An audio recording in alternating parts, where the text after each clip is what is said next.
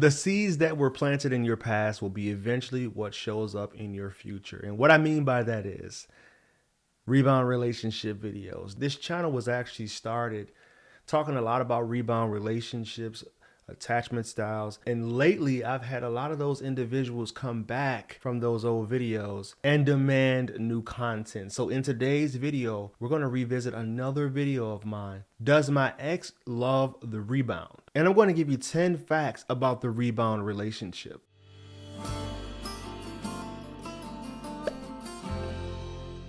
What's going on, my beautiful people? This is Certified Life and Relationship Coach, Coach Court. I want you guys to do me a favor. If you're finding value in this YouTube channel, please do me a favor. And that favor that you can do for me is to subscribe to the channel. All right, guys, I'm done begging. On to the content. Here's the first fact about your ex's rebound relationship. It's impossible to love someone right away because, in my opinion, love takes time to grow. And there are scenarios where that may not be the case, and we're going to get to those. But the quote that I like to use is, love takes time like wine. It takes time. It needs to age. It needs to mature. You need to see this person in a bunch of different arenas and a bunch of different lights before you can believe if you truly love them. Now, there'll be people who disagree with me, and that's totally fine. I may not know everything, but the one thing that I do know is the definition of what love is. You know what the biblical version of love is? Love is kind, love is patient, it does not boast, etc., etc. But for me, I think that love is a conclusion. And what that means is this person has done this. I feel this way around this person. I've never felt that way. There are certain needs that this person is meeting of mine. So by the law of deduction, I think I actually love this person. It's a combination of a bunch of different feelings, experiences, and true compatibility before you can arrive to that conclusion. So the individuals that just walk around throwing out the love words all willy-nilly, I think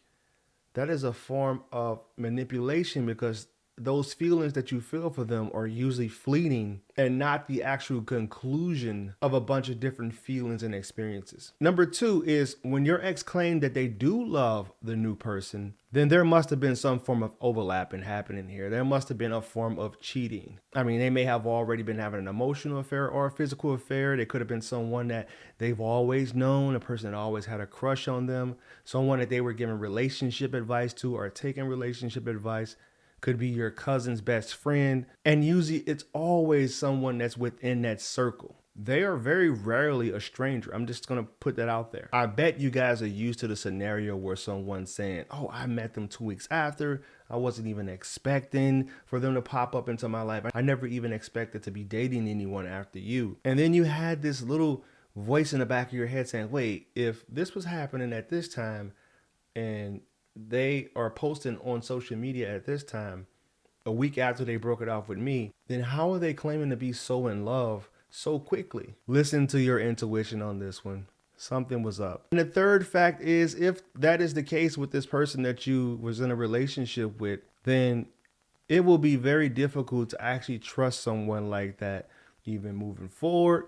Or what I get a lot is people are often questioning if what they had with that person was even real. When they were telling you a bunch of these different feelings and emotions, when you felt like you were, so unique and such an individual, you were actually the person that was the champion out of all the people that they've ever dated. And then you see that they're bragging to their friends or posting online that this next person is actually a little bit better than you. It makes it very hard to trust the experience that you actually had with that person. The fourth fact about this relationship is, most likely, this has been a pattern of theirs. They've jumped from person to person, relationship to relationship. And you may have even heard that.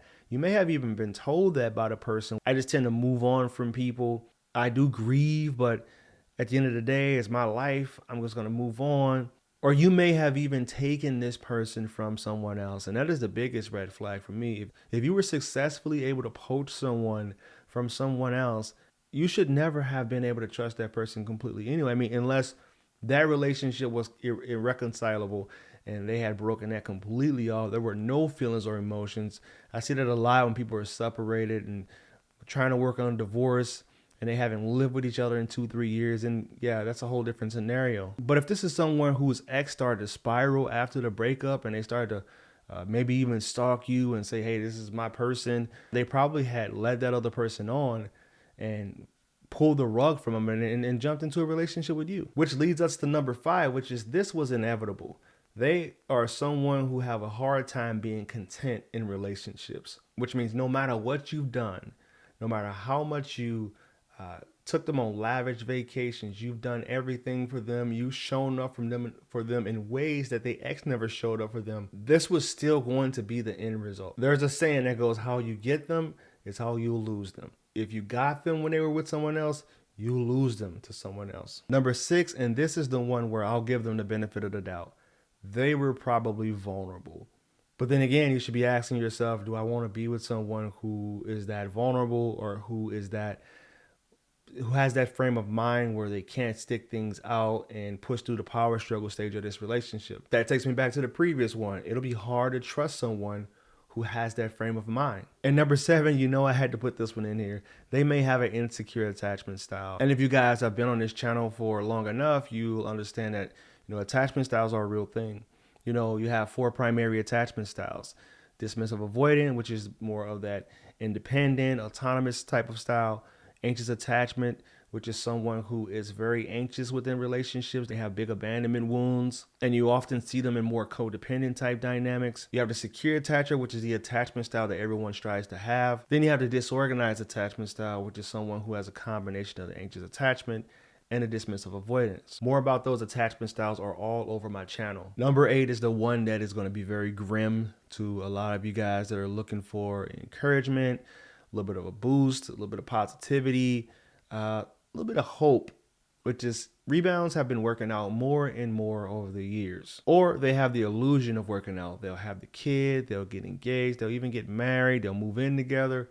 All of those things that you were just wishing that your relationship could have climaxed at. But what defines a successful relationship? What defines working out? Is it till death do us part? I want you guys to comment in the comment section because I'm really curious about this one.